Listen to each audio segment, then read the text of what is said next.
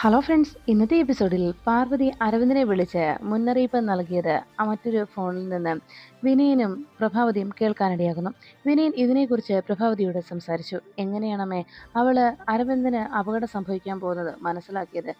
അവൾക്ക് എന്തെങ്കിലും ദിവ്യദൃഷ്ടിയോ മറ്റോ ഉണ്ടോ അമ്മേ എന്ന് വിനയന്റെ ചോദ്യം കേട്ട് പ്രഭാവതി പറഞ്ഞു. എന്തായാലും നമുക്ക് നോക്കാം മോനെ, നീ സങ്കടപ്പെടാതെ എന്ന് പറഞ്ഞ് പ്രഭാവതി മറ്റു പലതും ആലോചിച്ചു വന്നു. പിറ്റേന്ന് അംബികയുടെ ഫോണിലേക്ക് കോള് വന്നു. ഫോണെടുത്ത് നോക്കിയ അംബിക പാറു ആണെന്ന് വിചാരിച്ച് എന്താ മോളെ പാറു എന്ന് ചോദിച്ച് വളരെ സ്നേഹത്തോടെ കുശലാന്വേഷണം നടത്തുമ്പോൾ ഉടനെ പല്ലവി പറഞ്ഞു, അല്ലെങ്കിലും എപ്പോഴും അമ്മയ്ക്ക് പാറുവിൻ്റെ കാര്യം മാത്രമല്ലേ ചിന്തയുള്ളൂ, പാറു മാത്രമാണല്ലോ അമ്മയ്ക്ക് മോളായിട്ടുള്ളത് എന്ന് ചോദിച്ചതും അംബിക പരാതി പറയാൻ തുടങ്ങി. നിന്റെ വിവാഹം ഒരു പ്രത്യേക സാഹചര്യത്തിൽ നടന്നുകൊണ്ട് എല്ലാവരെയും വിളിക്കാനും കഴിഞ്ഞില്ല എങ്കിൽ പോലും നിനക്ക് നിന്റെ ഭർത്താവിനും കൂടി ഒരു വട്ടമെങ്കിലും ഇവിടെ വരവന്ന് എന്നെ കാണാനുള്ള സന്മനസ് തോന്നിയില്ലല്ലോ എന്ന് അംബിക ദേഷ്യപ്പെട്ട് സംസാരിച്ചു. അത് കേട്ട പല്ലവി അത് പിന്നെ അമ്മേ ഞാൻ എന്നെല്ലാം പറഞ്ഞ് ഒഴിഞ്ഞു മാറാൻ ശ്രമിക്കുമ്പോൾ അംബിക തൻ്റെ പരിഭവങ്ങളൊക്കെ പല്ലവിയോട് അറിയിച്ചു.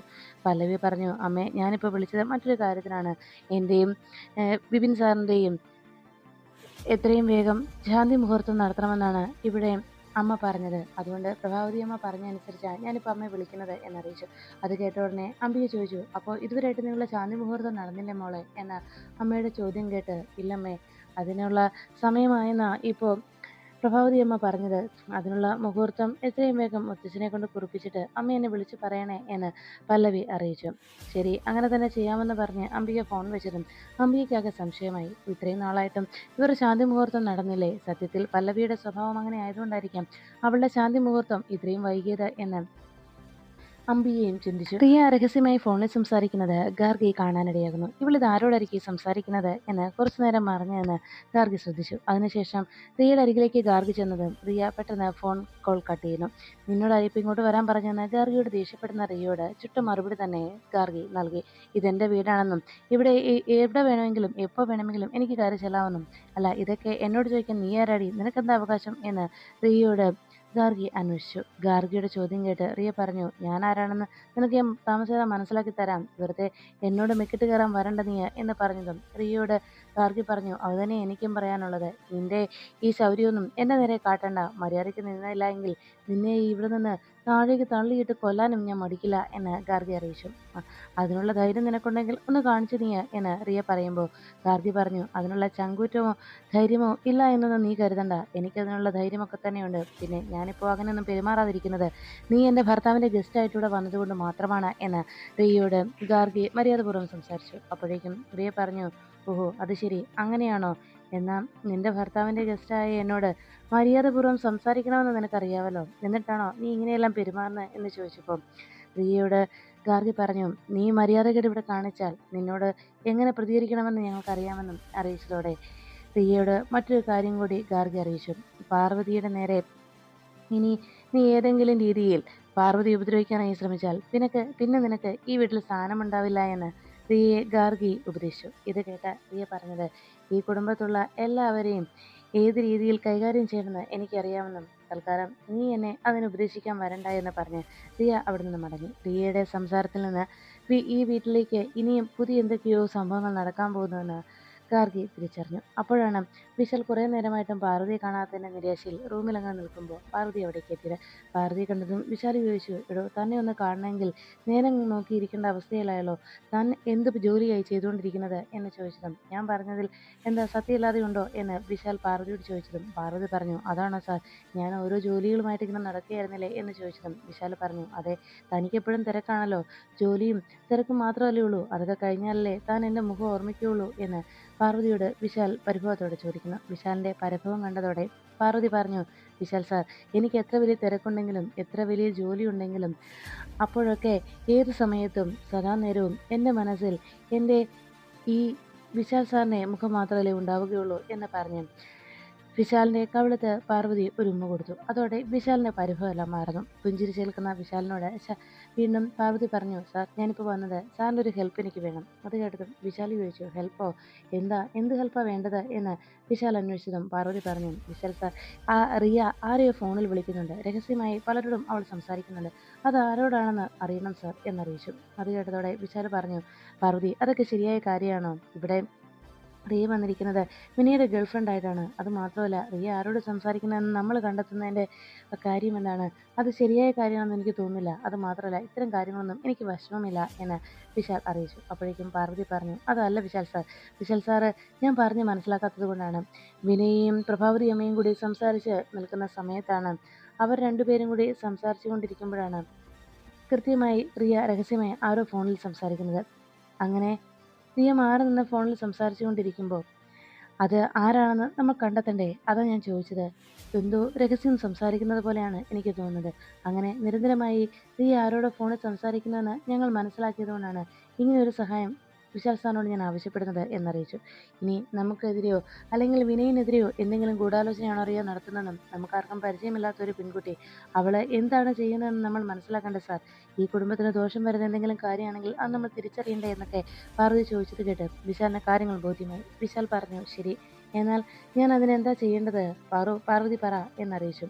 ഉടനെ വിശാൽ അത് എന്താ ചെയ്യേണ്ടത് എന്ന് പാർവതി വിശാലിനോട് പറഞ്ഞു കൊടുക്കുന്നു. അതിനുശേഷം റിയയുടെ അരികിലേക്ക് എത്തുന്ന വിനയ് റിയയോട് പാർവതി അരവിന്ദിന് അപകടമുണ്ടാകാൻ പോകുന്നതിനെക്കുറിച്ച് നേരത്തെ മനസ്സിലാക്കിയിരുന്നതും അത് അരവിന്ദിനെ വിളിച്ച് പാർവതി പറയുകയും ചെയ്തു എന്ന് അറിയിച്ചു. അത് കേട്ടതോടെ റിയ ചോദിച്ചു, അല്ല വിനയ്ക്ക് എങ്ങനെ ഇക്കാര്യം മനസ്സിലായി എന്ന് അന്വേഷിച്ചു. വിനയ് ഞാനത് പാർവതി ഫോണിൽ സംസാരിക്കുന്നത് കേട്ടതാണെന്ന് അറിയിച്ചു. അല്ല അവൾക്ക് എങ്ങനെയാ അരവിന്ദിന് അപകടം സംഭവിക്കാൻ പോകുന്നത് മനസ്സിലാക്കാൻ കഴിഞ്ഞത് എന്ന് രണ്ടുപേരും ഇങ്ങനെ സംശയത്തോടെ സംസാരിച്ചുകൊണ്ട് നിൽക്കുമ്പോൾ അത് കേട്ട് അവിടേക്ക് എത്തുന്ന പല്ലവി പറഞ്ഞു, അങ്ങനെയൊരു പ്രത്യേകത എൻ്റെ ചേച്ചിക്കുണ്ട്. ചേച്ചിക്ക് ചില അപകടങ്ങളൊക്കെ മുൻകൂട്ടി മനസ്സിലാക്കാൻ കഴിയും. അത് കേട്ട ഉടനെ റിയ ചോദിച്ചു, അതെന്താ അവൾക്ക് എന്തെങ്കിലും ജ്ഞാനദൃഷ്ടി മറ്റോ ഉണ്ടോ എന്ന് ചോദിച്ചതും ഉടനെ പല്ലവി ഒന്ന് പരിങ്ങി. സത്യം തുറന്നു പറഞ്ഞാൽ ചേച്ചിക്ക് അങ്ങനെ ഒരു ദിവ്യദൃഷ്ടി ഉണ്ടെന്നുള്ള കാര്യം ഈ റിയയോട് പറഞ്ഞാൽ റിയയ്ക്കും ചില മന്ത്രങ്ങളും തന്ത്രങ്ങളും ഒക്കെ അറിവുള്ളതാണ്. അത് പിന്നീട് പുലിവാലായാലോ, അതുകൊണ്ട് തൽക്കാലം അത് പറയണ്ട എന്ന് പല്ലവി തീരുമാനിച്ചു. അതുകൊണ്ട് പല്ലവി പറഞ്ഞു, അതല്ല, ചില സമയത്ത് ചേച്ചിക്ക് അങ്ങനെ ചില തോന്നലുകൾ ഉണ്ടാകും, അതാ ഞാൻ പറഞ്ഞത് എന്ന് പറഞ്ഞ് പല്ലവി തൽക്കാലം അതിൽ നിന്ന് ഒഴിഞ്ഞു മാറും. റിയയ്ക്ക് പല്ലവിയുടെ സംസാരത്തിൽ നിന്ന് ചില സംശയങ്ങൾ തോന്നും. റിയ അപ്പോഴേക്കും മനസ്സിൽ പറഞ്ഞു, അരവിന്ദന് അപകടമുണ്ടാകുമെന്ന് അവൾ മനസ്സിലാക്കിയത് ശരിയായിട്ടുള്ള കാര്യം തന്നെയാണ്. തീർച്ചയായിട്ടും അരവിന്ദന് അപകടം സംഭവിക്കും, അതിൽ യാതൊരു മാറ്റവുമില്ല എന്ന് റിയ മനസ്സിലങ്ങനെ പറഞ്ഞുകൊണ്ടിരിക്കുമ്പോൾ പല്ലവി വിശാലിനെയും പാർവതിയുടെയും വിശാലിനെയും പാർവതിയുടെയും റൂമിലേക്ക് എത്തുന്നു. അവിടെയെങ്ങും മറ്റാരുമില്ല എന്ന് ഉറപ്പുവരുത്തിയതിനു ശേഷം പതുക്കെ ഗായത്രിയുടെ ഫോട്ടോയിലേക്ക് നോക്കിയിട്ട് പറഞ്ഞു, അതെ ഗായത്രി, നീ വലിയ സന്തോഷത്തിൽ അങ്ങനെ പുഞ്ചിരിച്ചിരുന്നു. പക്ഷേ ഒരു കാര്യം നീ മനസ്സിലാക്കിക്കോണം, നിന്റെ അച്ഛൻ എഴുതിയ വിൽപത്രം ഉണ്ടല്ലോ, അത് ഇന്ന് ഞാൻ ഇല്ലാതാക്കും. അതിനാണ് ഞാനിപ്പോൾ വന്നത് എന്ന് പറഞ്ഞുകൊണ്ട് പ്രഭാവതി വേഗം അവിടെ വിൽപത്രം എവിടെയാണ് വെച്ചിരിക്കുന്നതെന്ന് അവിടെയുള്ള കബോർഡെല്ലാം പരിശോധിച്ചു. അതിൽ നിന്ന് ആ വിൽപത്രം അന്ന് അവിടെ കൊണ്ടുവന്ന് തന്ന ആ വക്കീലിൻ്റെ കയ്യിലുണ്ടായിരുന്ന ആ പൊതിക്കുള്ളിൽ എന്തോ ഇരിക്കുന്നത് പ്രഭാവതി കണ്ടെത്തി. ആ പൊതി തന്നെ പ്രഭാവതി പതുക്കെ പുറത്തെടുത്തു. അത് തുറന്നു നോക്കിയതും അതിലൊരു പാവ ഇരിക്കുന്ന കണ്ടതോടെ പ്രഭാവതി ഞെട്ടലോടെ അത് വലിച്ചെറിഞ്ഞു. ഭയന്ന് പിന്നിലേക്ക് മാറിയ പ്രഭാവതി കൃത്യമായി തന്നെ പാർവതിയുടെ കൈകളിൽ ചെന്ന് വീണു. പാർവതി അവിടേക്ക് എത്തി പ്രഭാവതിയോട് ചോദിച്ചു, അല്ലമ്മേ, പതിവില്ലാതെ അമ്മ എന്താ ഈ റൂമിൽ എന്ന് ചോദിച്ചതും അത് പിന്നെ ഞാൻ എന്നൊക്കെ പറഞ്ഞ് ഒരു ചമ്മലോടെ സംസാരിക്കാനായി പ്രഭാവതി ശ്രമിക്കുമ്പോൾ പാർവതി നിലത്ത് കിടക്കുന്ന ആ കവർ കണ്ടു. ആ കവർ കയ്യിലെടുത്തതും പാർവതി പറഞ്ഞു, എനിക്ക് മനസ്സിലായി, അന്ന് വക്കീൽ കൊണ്ടുവന്ന ആ വിൽപത്രം അന്വേഷിച്ചാണ് ഇപ്പോൾ പ്രഭാവതിയമ്മ ഇവിടെ വന്നത് അല്ലേ? അത് ദാ ഈ കവർ കണ്ടതോടെ എനിക്ക് മനസ്സിലായി.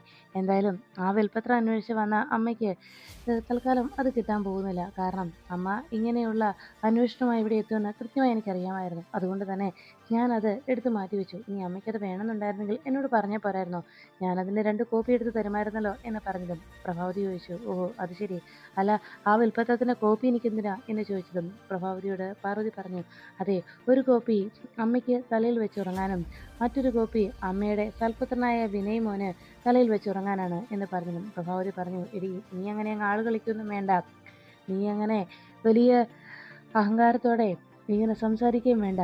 എന്തായാലും ആ വിൽപത്രം അത് എൻ്റെ കയ്യിൽ തന്നെ വന്നു ചേരും. നീ അതെവിടെ ഒളിപ്പിച്ചാലും ശരി, നമുക്ക് കാണാം എന്ന് പറഞ്ഞ് പാർവതിയെ വെല്ലുവിളിച്ചുകൊണ്ട് അവിടെ നിന്ന് പ്രഭാവതി പോകുന്നു. ഈ സമയത്ത് ശാന്തി മുഹൂർത്തം കുറിക്കുന്നതിന് വേണ്ടി ആ നാട്ടിലുള്ള മറ്റൊരു ജ്യോത്സ്യൻ്റെ അരികിലേക്ക് അംബിക എത്തി.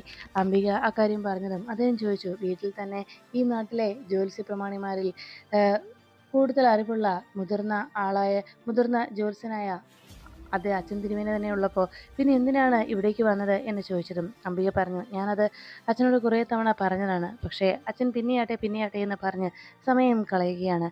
അതുകൊണ്ടാണ് ഞാൻ ഇവിടേക്ക് വന്നത്. കുട്ടികൾ ആവശ്യപ്പെടുമ്പോൾ ഞാനത് അവർക്ക് ചെയ്തു കൊടുക്കണ്ടേ? അതുകൊണ്ടാണ് ഞാൻ ഇങ്ങോട്ട് വന്നത് എന്ന് പറഞ്ഞതും അദ്ദേഹം പറഞ്ഞു, എന്നാ തിരുമേനി അത് മനഃപൂർവ്വം മുന്നോട്ട് നീട്ടിവെക്കുന്നുണ്ടെങ്കിൽ അതിന് പിന്നിൽ എന്തോ കാരണമുണ്ടായിരിക്കും. അത് തീർച്ചയാണ് എന്നറിയിച്ചു. ഈ സമയത്ത് പാർവതിയും ഗാർഗിയും പുറത്തുപോയ റിയ മടങ്ങി വരുന്നതിനായി കാത്തുനിന്നു. റിയ തിരിച്ചു വരുന്നുണ്ടെന്ന് കണ്ടതോടെ പാർവതി ഗാർഗിയും വിളിച്ചുകൊണ്ട് വേഗം വിശാലിനരികിലേക്ക് എത്തി. വിശാൽ സാർ, ആ റിയ വരുന്നുണ്ട്. റിയയെ വിശാൽ സാർ ഇവിടെ പിടിച്ചിരുത്തണം. കുറച്ചു നേരത്തേക്കെങ്കിലും വിശാൽ സാർ എന്തെങ്കിലുമൊക്കെ പറഞ്ഞ് അവളെ ഇവിടെ പിടിച്ചിരുത്തിയേ പറ്റൂ. ആ സമയം കൊണ്ട് ഞങ്ങൾ വേണ്ടതുപോലെ കാര്യങ്ങൾ ചെയ്തോളാം എന്ന് പാർവതി വിശാലിനോട് പറഞ്ഞു. ശരി, ഞാൻ നോക്കാം എന്ന് വിശാൽ വാക്ക് നൽകി.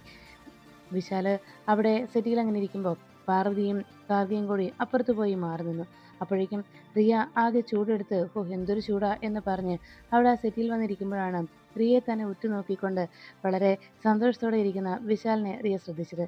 കുറേ നേരമായിട്ട് എന്നെ തന്നെ നോക്കി ചിരിച്ചുകൊണ്ടിരിക്കുകയാണല്ലോ വിശാല്. എന്തായിരിക്കും വിശാൽ എന്നെ തന്നെ ഇങ്ങനെ നോക്കാൻ കാരണം? എന്നോട് ഇനി എന്തെങ്കിലും താല്പര്യം തോന്നിയിട്ടുണ്ടാകുമോ എന്നൊക്കെ റിയ ആലോചിച്ചു. അപ്പോഴാണ് വിശാല് ചോദിച്ചത്, റിയ എന്താ പുറത്ത് പോയതാണോ എന്ന് ചോദിച്ചിട്ടും അതെ, ചെറിയ ഷോപ്പിംഗ് ഉണ്ടായിരുന്നോ എന്നറിയിച്ചു. ഷോപ്പിങ്ങോ? അല്ല, എന്നാൽ പിന്നെ വിനയെ കൂട്ടിക്കൊണ്ട് പോകാൻ പാടില്ലായിരുന്നോ എന്ന് ചോദിച്ചപ്പോൾ റിയ പറഞ്ഞു, വിനയ്ക്ക് കാറ് വേണമെന്ന് വിചാരിച്ചാ ഞാനൊരു ഓട്ടോയിൽ പോയത്. അതാണ് ഇപ്പോൾ ഇത്രയേറെ പ്രശ്നമായത്, ഇത്രയും ചൂടടിക്കേണ്ടി വന്നത് എന്നൊക്കെ പറഞ്ഞു. അപ്പോഴേക്കും റിയയോട് പറഞ്ഞു, റിയയ്ക്ക് അങ്ങനെ പുറത്ത് പോകണമെന്നുണ്ടെങ്കിൽ എന്നോട് പറഞ്ഞാൽ പോരായിരുന്നോ എന്ന് വിശാലിങ്ങനെ ചോദിക്കുമ്പോൾ, പറഞ്ഞിരുന്നെങ്കിൽ എന്ന് വിശാലിനോട് ചോദിക്കുമ്പോൾ വിശാല പതുക്കെ ഗാർഗിയെയും പാർവതിയെയും നോക്കുന്നു.